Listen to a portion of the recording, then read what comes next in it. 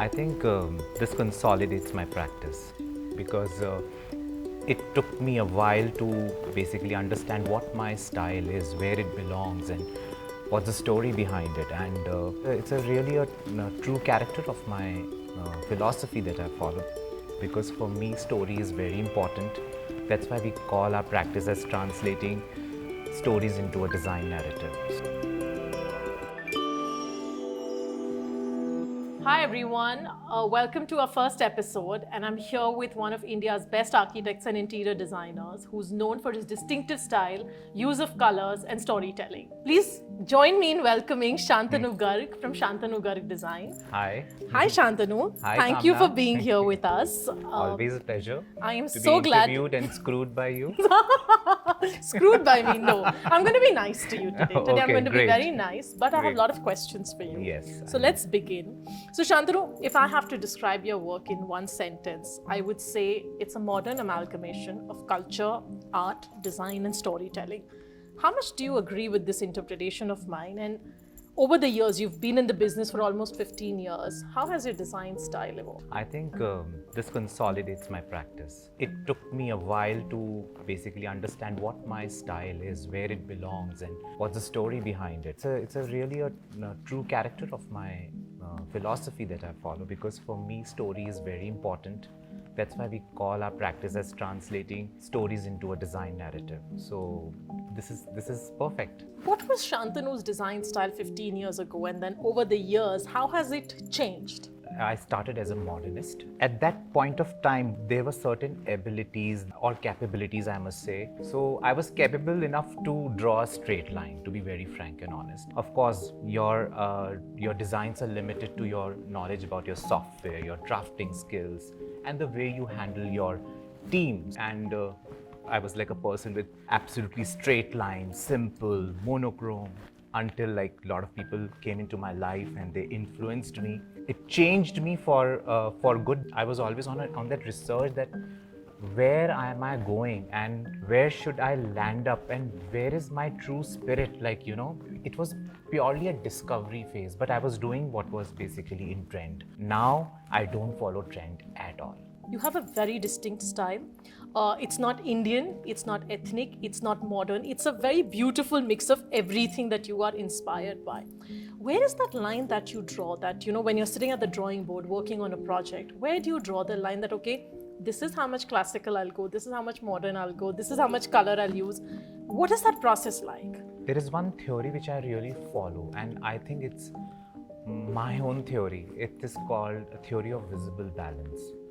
For me, visible balance only comes when there are two contrasting styles or multiple contrasting styles coming together and helping in harmony. When you start designing it, like, say for example, I start with a very modern canvas. Architectural spaces are very planar in approach and they are very volume oriented and they have certain composition, and I treat that modern canvas as a very neutral backdrop to do the magic of multiple styles. So I feel that canvas is very important. That uniqueness of that canvas is that it gives an opportunity to many styles come together and perform in harmony.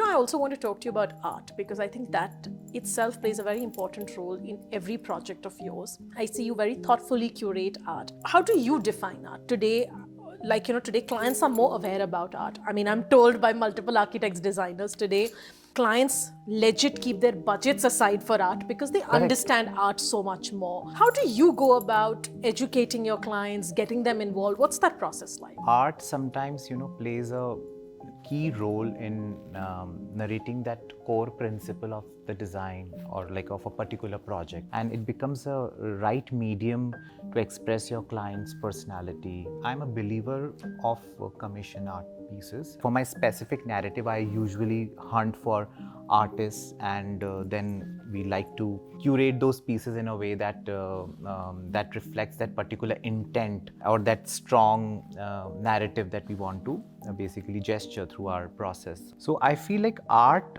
now, clients, of course, they are they are also considering art as an investment, and they are now becoming smarter. Young clients like under 40, I must say that they are quite conscious about their art investments. They are participating in auctions. They also want to invest in international artists. So sometimes, like, you need to understand that if your client belongs to that Thought zone process altogether, because in Jaipur, people are not really conscious about contemporary art as such. For them, like, art is like, sometimes it's basically art of god and goddesses, like, but to basically educate them Correct. and to bring them to the point that art has its own depth and it has its own meaning. Of course, for some clients it requires a lot of Hand-holding, I'm sure. hand-holding, versus there are clients like I have clients in Dubai, I have clients in South India, I have clients in other parts of the country. They have their specific favorite artists, be it masters, be it contemporary art, or be it commission art. So Right. I feel that it is a very it is a showstopper of any project. But for me, it should definitely validate the overall approach and the narrative that we want to gesture, Right. be it the client's personality or be it the context. And I know you and I have had those discussions otherwise also, and how today the lines of creativity have blurred, right? Architecture, design, graphic, jewelry, fashion, everything's blending into Blending each in, other, yeah. right? Like, what do you feel about this movement? And especially in the last couple of years, where a lot of people, a lot of creatives are doing a lot of things. Yeah. What are your thoughts about it? It has evolved the practice of design in all genres. Even fashion has improved by taking inspiration from architecture, and interiors and design, that has improved a lot by seeing the detailed execution in fashion. So I take a lot of my inspiration from fashion, because Yes. fashion, like, in one piece, there is a lot of thought that has gone behind, and how that those techniques and details can be translated into a larger canvas of a space. So I feel that, I think it has evolved the approach of design, and I give this credit to social media, because everything is so visible and it is so accessible to all the individuals. They, like, if I want to see any couture piece, it's just with the click of a button I can see it, and I can take the inspiration and I can use it. I do this, so I totally believe in it, in this process, and I feel that it is also making your design perfect. I know you're doing some amazing projects around the world, and I know you've done some amazing products as well. But what I'm very curious about, which you and I haven't had a chance to talk, is your upcoming jewelry line. I've had snippets of it. I've seen snippets of it on social media, and I know it's been in the pipeline for some time. I honestly would have thought you would move into fashion, given the love that you have for fashion and the brands. To me, that would have been the obvious move. But again, as always, you've surprised all of us, and you're moving into jewelry. Tell me a little about it, if you can talk. I got this client, jewelry client, who's from Tanzania, and they are into Tanzanite mining. They wanted to basically, they were into mining, so they wanted to go from mines to market. So, Right. So they approached me and they said that why not we start doing some jewelry pieces together. But again, like, I want to do something different, and there, that that Kida is there in the head. Yeah. What I did was, basically, I started designing new facets altogether, like new shapes. But then I realized that it's so expensive that 0.25 carat shelving out from a stone is basically devaluing the. But then the result was so beautiful, and it was so different that then we started evolving that concept further. Correct. Now we are almost around 100 pieces.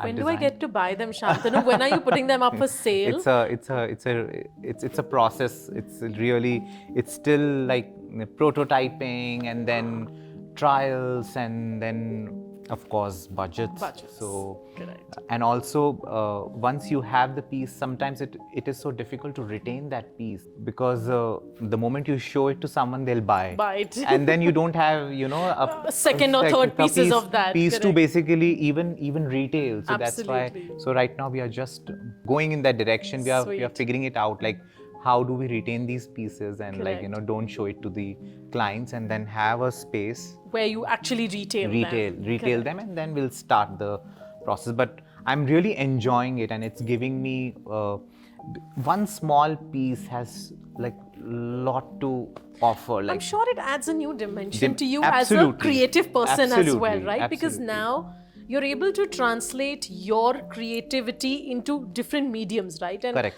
I think for any creative to be able to do that is the biggest high, right? Yeah. I mean, Absolutely. but tell me, does the process change when you're doing architecture, when you're doing interiors, when you're doing product, and now jewelry? Does the process change, or the process still remains the same?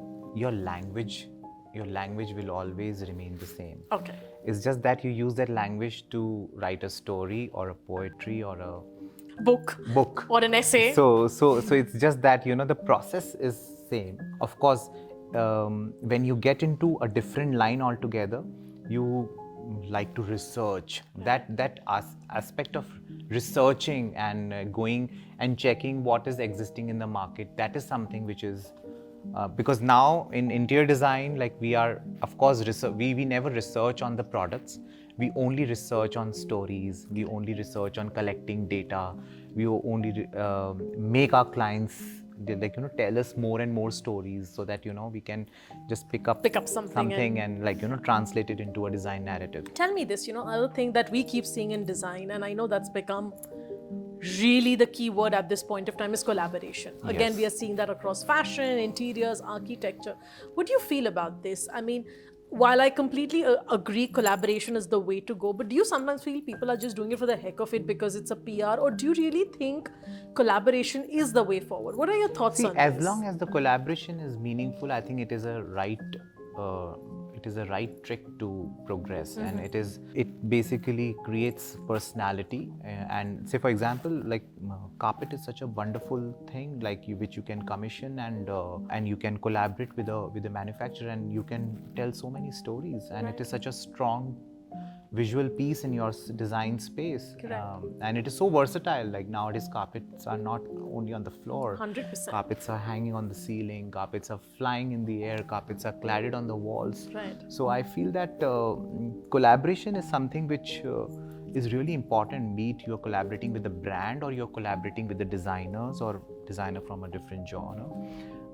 I think collaboration makes your design more efficient. It makes your design perfect because you have right people for right element of design. So Talking about collaboration, and you are moving to so many other spaces, on top of your head, if there's one person you want to collaborate with for anything, who would that person be, and what would it be for? I really want to collaborate with a chef, To do what? or with a chocolate brand. I really want to see some of our patterns and graphics on food. Like somehow that's something which I'm really dreaming about. So I feel that is going to, because I sometimes also imagine if I was the one who was designing a packaging for any certain brand noodles or or something. how would you do it? How So I also want to like design my own appliances. So like because this is something which is there in my head. I want to design a car. I want to design like a bicycle. I have a feeling in the next 15 years, you'll do everything. I think suddenly by the next time I sit down to talk to you, something new would have happened. But yes, to all the chefs out there who are listening to us, there is somebody here who really wants to collaborate and will do a fab job at it. So yeah, please I'll contact just design.